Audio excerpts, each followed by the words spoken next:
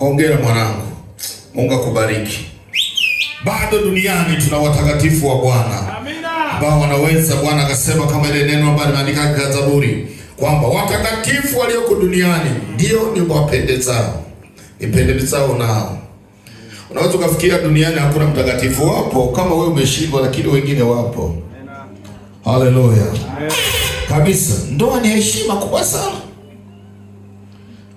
Kwa watu ambao mnakubaliana kufanya pili kwamba tayari tufungane, tushikamane, tutimize kusudi la Mungu, na kwa ni heshima kubwa sana.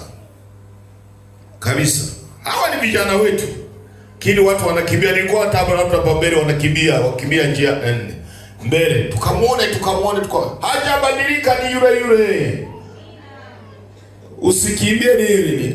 Lakini leo utukufu wa Mungu tayari uko juu yao. Anaonekana kama mpya, lakini ni yule.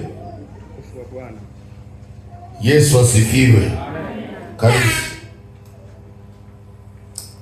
Lakini tunaona kwamba ndoa huleta heshima hata kwa wazazi na kanisa lote. Kwa hiyo wazazi, naona wamenilika na wao tai. Huyo ni mchungaji Christensen. Yeah. Na mama. Hebu simameni jamani, mtupungie mkono leo.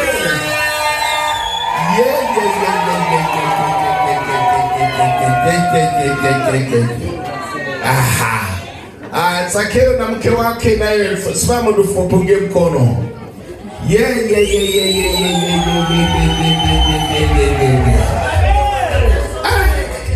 Yaani wako smart sana. Kabisa. Lakini tunaona ndoa hii kwa maana nyingine tena kubwa.